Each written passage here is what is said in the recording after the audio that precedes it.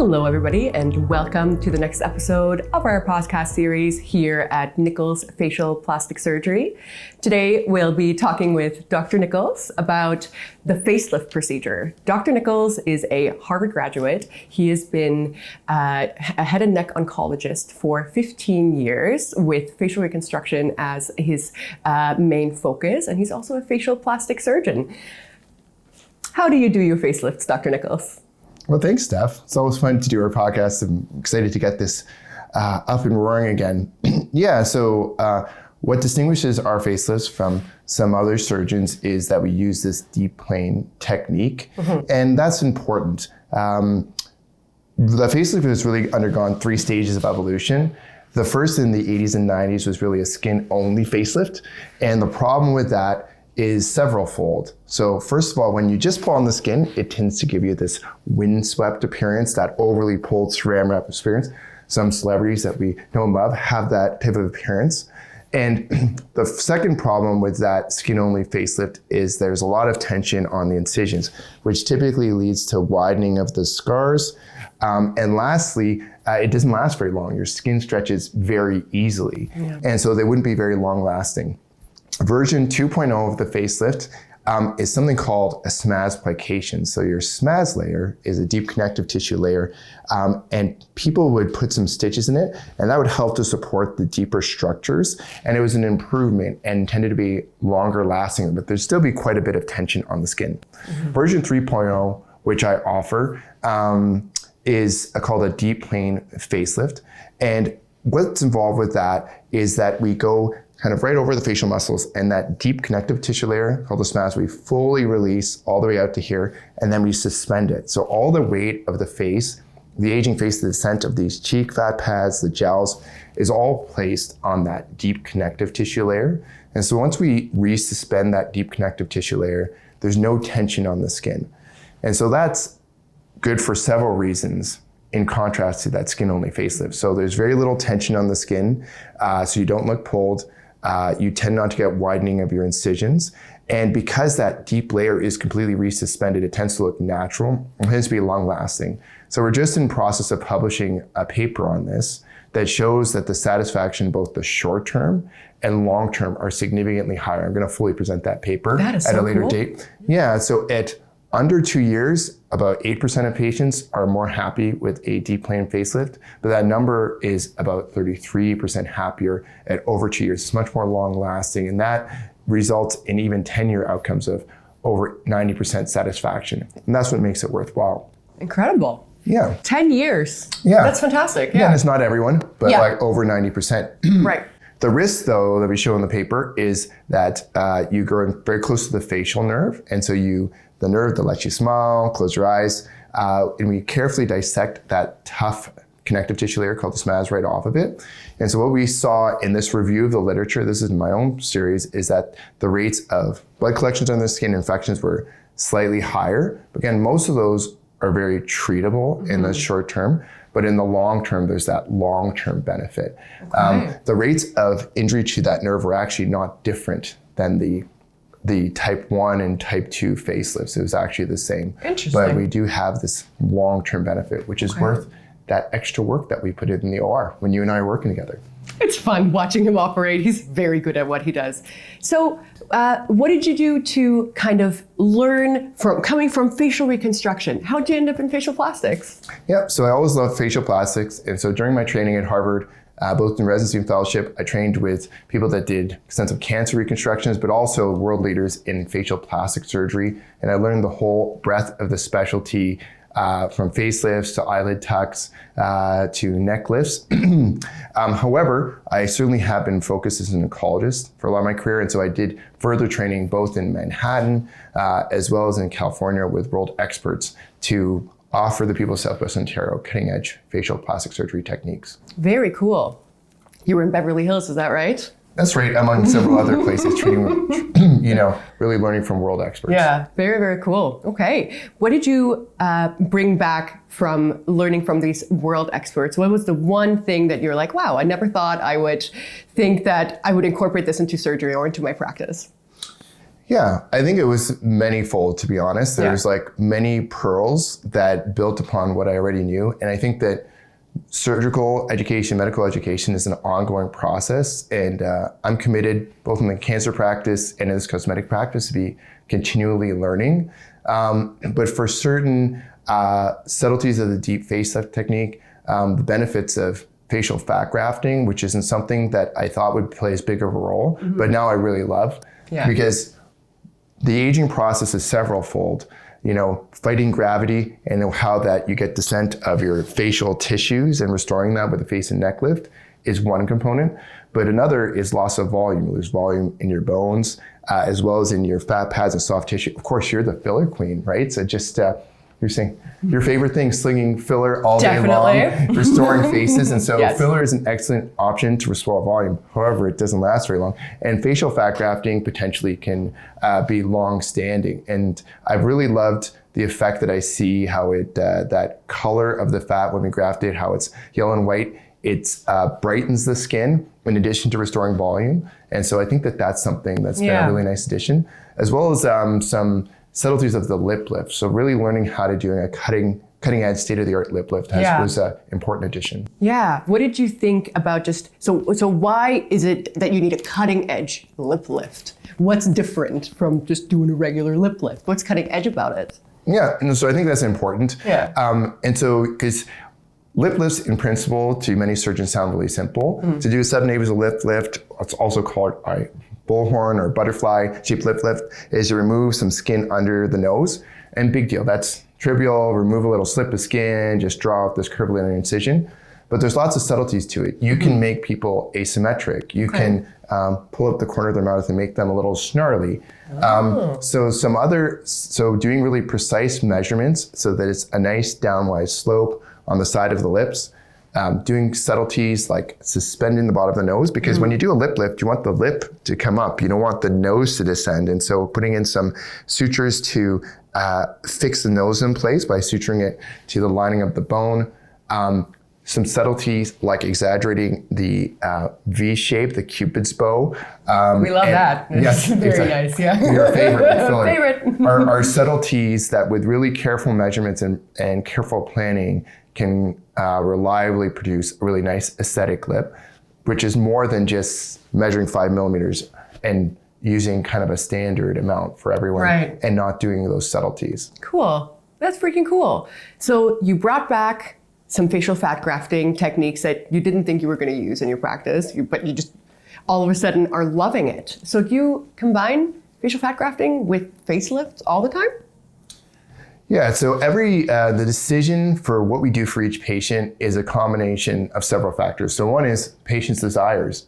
And just because I might see something that might potentially benefit patient, maybe not what they see, or the downtime that they can afford, or the cost, or the recovery time. And so we pride ourselves, just like you do with your injectables and your laser treatments, on making a customized plan for each patient.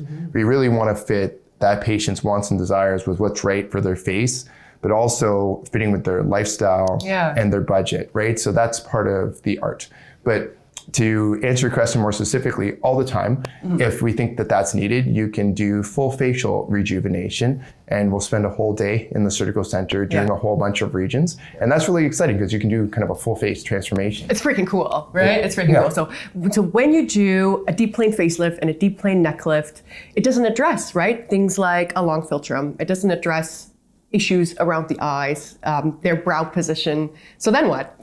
Yeah, so those are other regions of the face that need other procedures. So those are things that we specifically talk about, and again, make that customized plan to create it's really important to have this shared vision that what the patient sees is what you see, and what you can reliably deliver with the surgical procedure that you're offering, and make sure that you can find this common ground that again fits with their lifestyle, their budget, and their potential downtime that they can accommodate. Right. So since this episode is about a deep plane facelift specifically, what does a deep plane facelift do? Somebody that has what concerns? Who needs a deep plane facelift? Everyone needs a deep. Everyone needs a deep plane facelift. So everyone's face is different, and everyone how their face ages is different. But most people, particularly when they get to after 40, they get descent of their cheek and jowl fat pads, and that does several things. It falls away from your orbit. It tends to create these deeper tear troughs. It tends, as those fat pads descend, you get deeper lines around your mouth, and you get jowling around the jaw, and that gives an aged appearance. So a facelift addresses that as well as some of the neck. Neck lift is a little bit of a separate thing. Right. And so this is the gold standard procedure to rehabilitate, rejuvenate the mid-face, this area in the cheek and lower face. Can we go over incisions? Do you think we can show what the incision looks like? Yeah. Here you go. Yeah. Yeah, absolutely. I mean, I think that I can take a step back and talk about kind of the entire procedure. So a facelift usually takes about 3.5 hours under general anesthesia. Not because there's a big stress on the body, we're just doing a lot of careful things, a lot of careful stitching. So there's small risk from the general anesthetic. But we need to make incisions on the face. So our incision starts up in the temporal area, the temple area, and with what's called a temporal tuft incision. So we go through just inside the baby hairs so that ultimately hair grows through this part of the incision up to about here.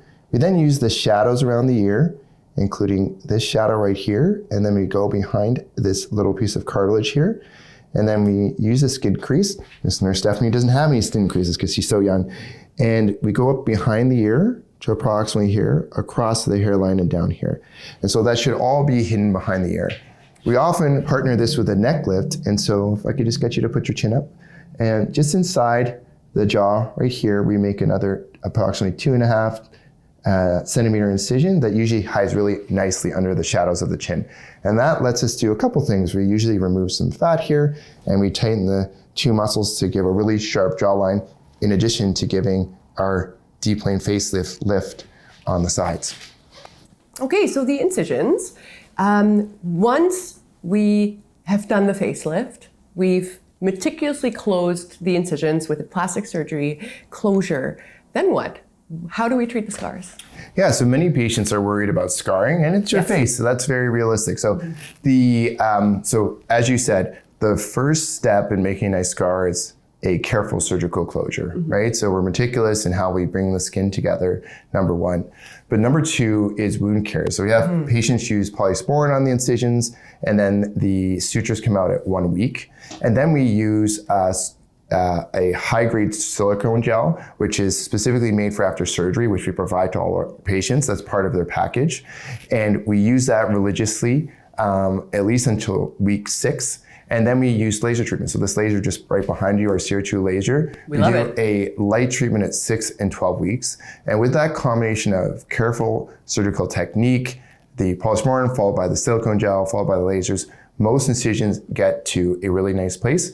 But a risk of any surgery is scarring, and there's some things we can't control, like if the wound gets traumatized or if there's infection, which is uncommon, can happen, that it could be to rise. And we again, work with our patients to figure out if that's needed. That's uncommon. Yeah, usually they heal really, really nicely. That silicone gel is surprisingly potent. It really helps take the redness out, take the bumpiness out of the scar. That laser though is game changing. Once we laser those incisions at 6 and 12 weeks, they blend into the surrounding tissues and, tend to look just kind of like a nice thin white line at about a year for most of our patients.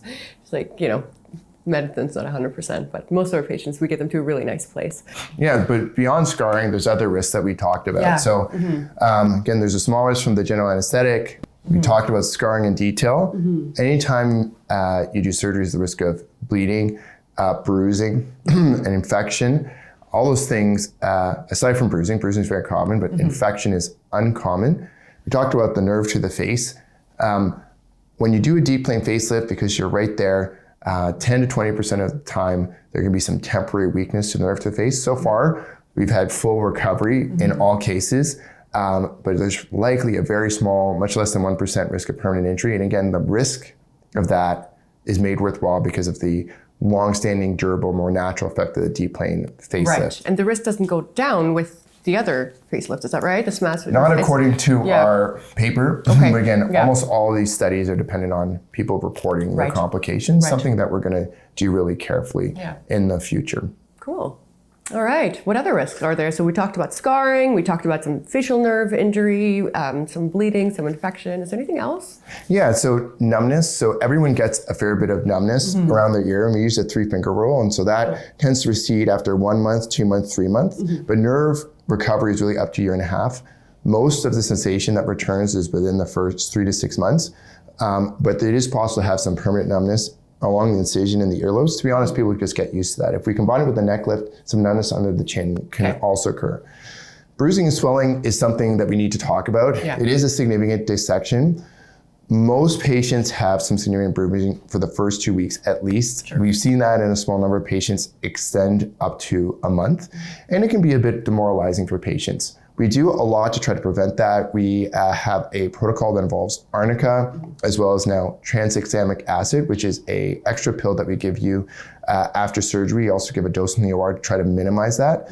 But it can be a little demoralizing for patients if they're bruised as they start to venture out back into the world. But that's just something, unfortunately, that comes a bit with the territory. And so that recovery we can see from the bruising can be up to a month. It's usually resolved by about week 3, but at worst case can be up to a month. And the swelling can takes months to subside. Most is down at about a month, but really at about 3 months is much more reflective of your final results of where you're going to be. And so it's just really important for patients to have a realistic view of what that time course is. For sure. So if somebody's considering a facelift, how much time do they need to plan for being off work or making other arrangements otherwise? How much downtime?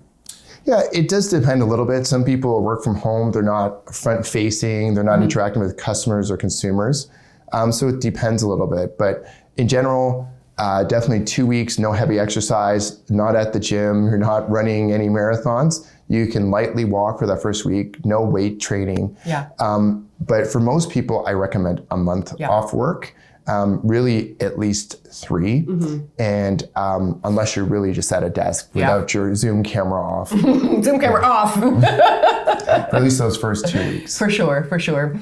And you would say that by about month 3, we're looking pretty great. Right? That's usually a much more reflective of the final result. At a year is when we say that's really the final result. But at month 3 is 90+% of the swelling is down, and that's really reflective of how things are going to be. Fair enough. What do you look like after a facelift? When you come home, what do you look like? It's been less than 2 hours since you got your facelift. What does that look like? What does that night look like? You're really bruised and swollen. So we give you medications to minimize that bruising. We also give you some steroids, both in the operating room and afterwards, to help control it. But everyone is swollen for sure. The bruising is variable. But it's a bit of a rough go. And usually when you wake up in the morning afterwards, the swelling's first after you've been laying flat. And then, so this is where we come in with the reassurance, the compression garment. So we provide all of our patients a cutting edge surgical compression garment at the time of surgery, and usually 1 or 2 afterwards to help support their experience. Another thing that we help to support them is we partner with Paradigm Spa that offers outstanding lymphatic massage. It's amazing. We usually start that around week 3 to help bring down that swelling, and also to help smooth out any minor irregularities that sometimes can occur. And with those combination of things, that's where we get almost every patient to a good place after surgery. So you think it's realistic to expect some lumps and bumps at first? And so while we're in the operation, we go out of our way to make sure that all the contours look good, that there's no significant irregularities after we've done the lift. Sometimes before we suture the skin close, we need to do some very fine contouring of the fat and other tissue to achieve that. However, almost always in the first several weeks, we see irregularities due to swelling and the healing process and the compression garment.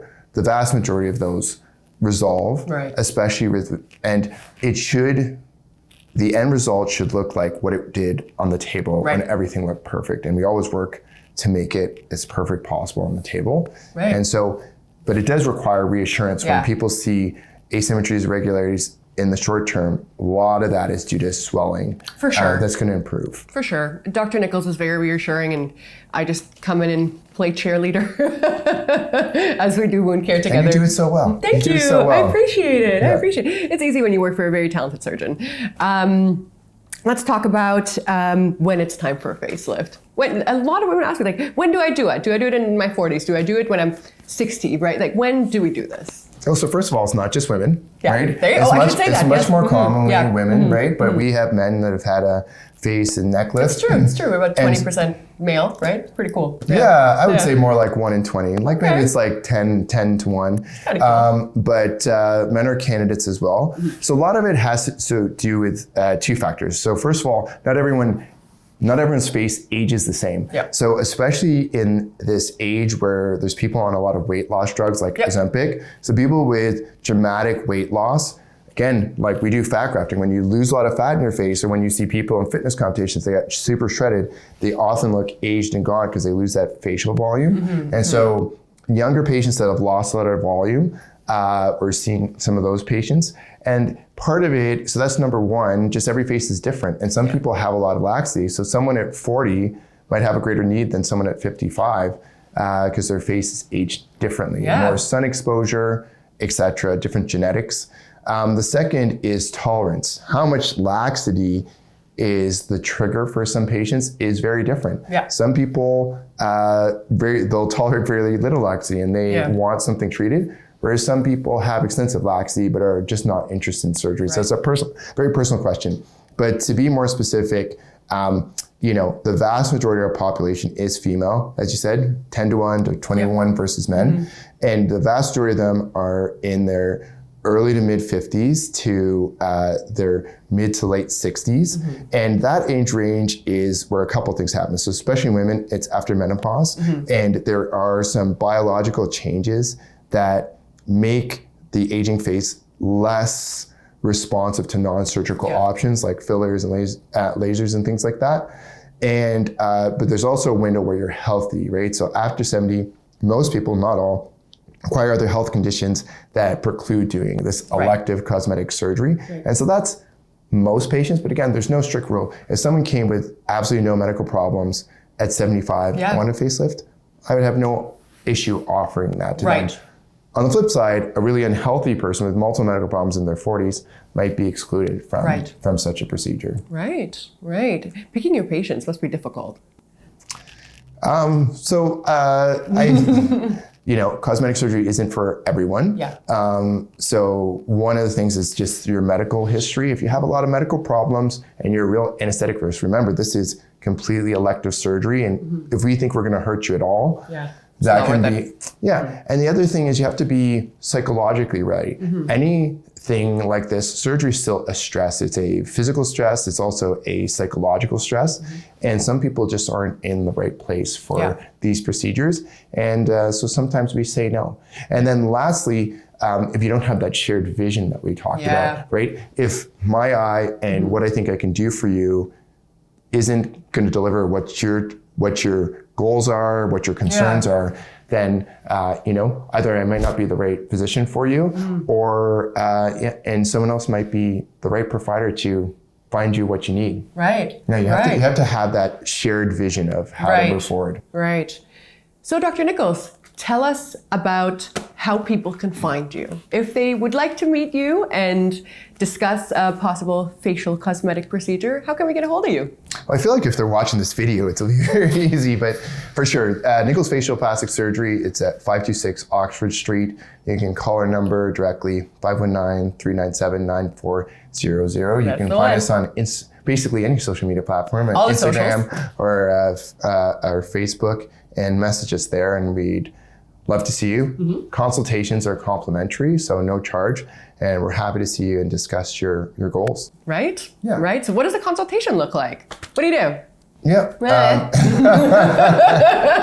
So first of all, it'll always still be a doctor. So it all starts with the medical history, finding out what their other medical problems are, what medications they're on, just as importantly, what cosmetic procedures they've done and what their concerns are, right? And then get a feel for what they're interested in, what their level of risk is. and also get a feel for their budget. We pride ourselves on not being pushy at all about these things and trying to oversell people. So really working with their goals and their budget to deliver the maximum benefit for the patient is what we're all about. He always says it's all to budget and to taste. Yeah. And that really is just what it is. Is there anything else? Well, you try to, just to cut you off there, you try not to make it all about money, but clearly these procedures are quite pricey. And for some people, it's a major financial commitment. Yeah. And so I think it would be insensitive to, give people a long list of every procedure that's massively out of their budget and they feel pressured or embarrassed. And so I think it is a partnership with the patient to work to that. For sure. Is there anything that you want our studio audience to know about facelifts that we didn't cover? Yeah, I think that it's important for patients to be realistic. So we always strive for perfection. Yeah. And sometimes we can. And sometimes, it's true. Sometimes we get it. But, oftentimes there's some bumps in the road, whether it be swelling or bruising, or, if you do multiple procedures, that there's some component of the incisions that we need to nurse and work about. Yeah. But part of that is that partnership to get you there. Any surgeon that suggests that everything is perfect all the time right away is just not being honest. And part of my gray hair and experience is to partner with patients to get them through so that everyone at the end gets to a good result in a good place. Yeah. And I'm committed to get you there. Awesome. Yeah. Well, thank you, Stephanie. Episode. Thank you, Dr. Nichols. This was great.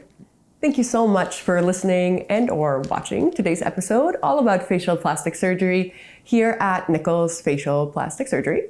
If you'd like to meet with Dr. Nichols and chat with him about any facial cosmetic procedure, you can find him on his website at www.nicholsfacialplasticsurgery.com. If you scroll all the way to the bottom of the website, you'll see a little message box. You can send us a message there. Consultations with Dr. Nichols are complimentary. You can also find us on Instagram and Facebook at Nichols Facial Plastic Surgery for both platforms to check out some before and afters.